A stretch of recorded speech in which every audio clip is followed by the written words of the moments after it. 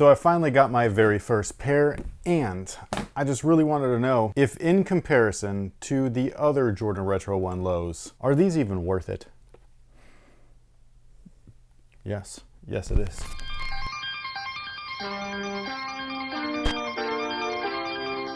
Hey, what's going on, guys? My name's Chris. Welcome back to the official WearTesters.com YouTube channel. Today we got a detailed look and breakdown on the Air Jordan 1 Low OG. Surprisingly enough, there's multiple things OG about them, and it's the Travis Scott Medium Olive, also known as the Reverse Olive. Now, before we deep dive into these bad boys, we do have a quick word from today's sponsor, and that's the good folks over at Sole Premise. Sole Premise offers a great variety of travel bags that are designed and built with sneakerheads in mind. The carry-on travel backpacks can fit up to 5 pairs of shoes, or if you're a light packer, 1 pair of shoes since you're already wearing one while you're traveling, which leaves you with a ton of space for all of your other belongings. And yes, these bags are TSA approved. They fit in the overhead compartment. I've tried this many times and it works successfully. The travel day packs fit up to 2 pairs of sneakers. They even have toiletry bags, crossbody bags, and my personal favorite, the sports bag. I use that every day when I go to the gym. It fits my backup pair, my testing pair, and then another testing pair, along with all of my other stuff, gum, water bottles, change of clothes, sometimes my camera. You never know what might be in that thing. It's like Mary Poppins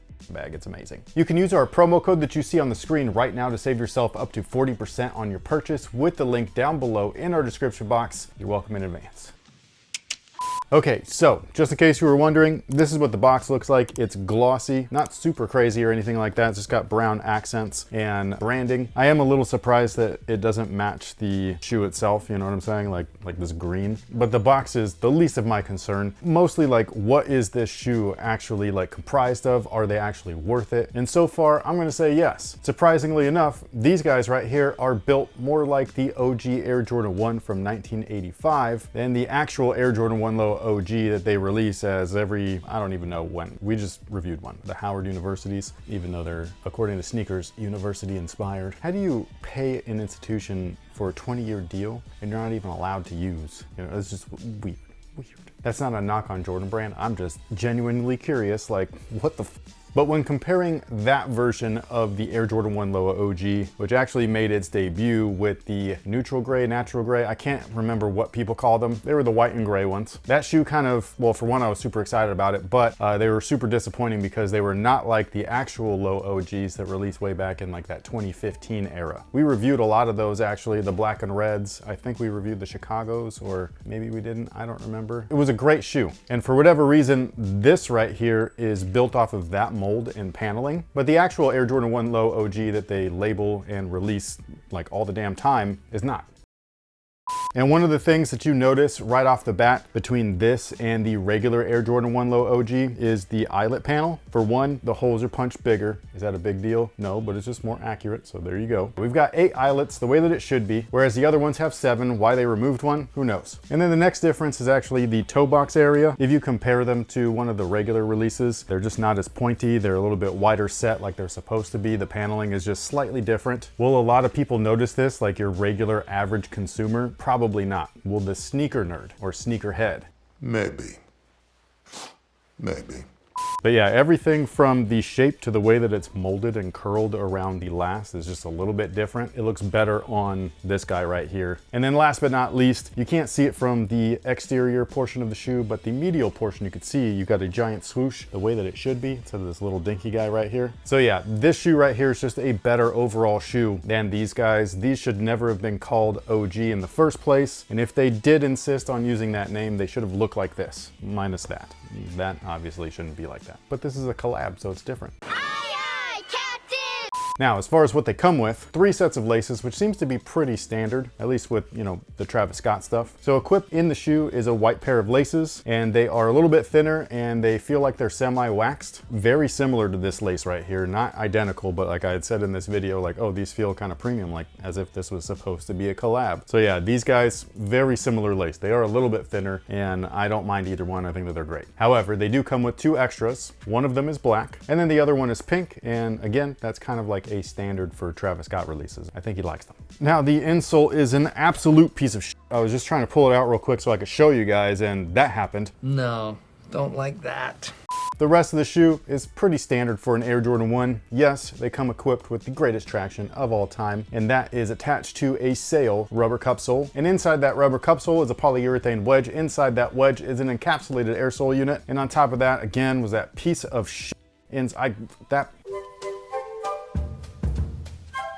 However, the materials that they use on this, just like the overall shape and everything, is just leaps and bounds better than this thing. And this was pretty good, but again, way better. The leather itself is just really nice, dude. It's really thick. It's kind of soft and it's kind of firm at the same time. It's not like completely in the direction of the 85 cut versions of the shoes where they're almost performance grade leathers. It's not like that, so it's kind of in the middle. And I really like this. For a casual shoe, I think that this is really solid. Leather like this will wear really well, so not only will it like look good when it's new, but it'll look good when it's beat too. It's easy to clean and maintain, all of that kind of stuff. It's just, this is good stuff. Now the underlay materials are very nice as well. It feels like a really nice, very short nubuck. Mine are a little bit different on each pair. Like when I look at the toe boxes, my main panels or the side panels don't look different, but on my right shoe, it just has a little bit more texture to it. I don't know how to really explain that other than it has some texture. I don't know. But yeah, hopefully you can see that. You got some texture in there along with the material itself. Again, really nice material. This one just has a little bit of a different texture, even though it's the same stuff. Does that bother me? Not one bit. It just means that they're using good material. They're using actual material, raw material. And when you stretch out a hide like that, not every single part of the same hide is going to be exactly the same. Your skin's a little bit different, much like a cow's skin. When things look almost identical, no matter what panel it is or what pair it is, that's how you know it's heavily manufactured and a lot cheaper. And I don't mean cheaper as in price, I just mean cheaper as in quality. And then the swoosh is not skimped out on either, so it's not just a panel of vinyl with a fake leather texture on there. It's not like that. It's actual leather on both sides. They're not cheaping out on anything here. So again, I think that this is just a better overall product than the regular Air Jordan 1 Low OGs, and I don't know why they don't just make these. And I'm not talking about the Travis Scott ones. Like, take this swoosh off, take the co-branding off, use that swoosh on both sides, just like you did back in 2015, and you got yourself a winner, man. The tongue is nylon the way that most of them are. Co-branding is on there, so you got the Nike Air tab, looks dope. Cactus Jack branding as well. And then on the rear, again, co-branding, you've got that sicko face, and then you also have the Wings logo, both of which are stitched or embroidered in there, both of which look solid. Now, as far as sizing is concerned, I did the same thing that I do with these regular Air Jordan 1 Low OGs, and I was just kind of like guesstimating because I don't have any of the Travis Scott ones.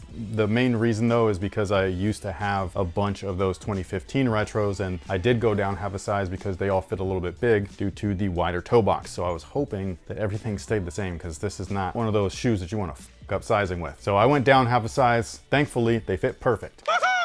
So that's what I would recommend, is to go down half a size from your regular like Air Jordan 1 high size. If you have a wide foot, go true to size, you should be fine. And if you ended up going true to size and you say that they fit perfect, cool. And with that being said, I really hope that you picked a good one. Team coffee or team tea? Ooh, like iced tea? I guess so. Like regular or sweetened? Because sweet tea is the goat, bro. You sound like you're team tea. Oh yeah, team tea all day.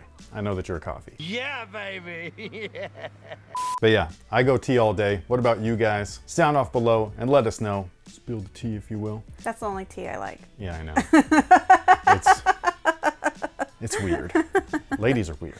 Oh, please. Guys like tea too. Guys do like tea, but like, I can really do without it. Are you talking about all the Diddy tea? All the tea. Everybody likes tea. Look. Even if you say you don't like tea, you want to know the tea. You just don't want to be in the tea. Definitely want to avoid being the tea. Like, you don't want to be the tea. Yeah.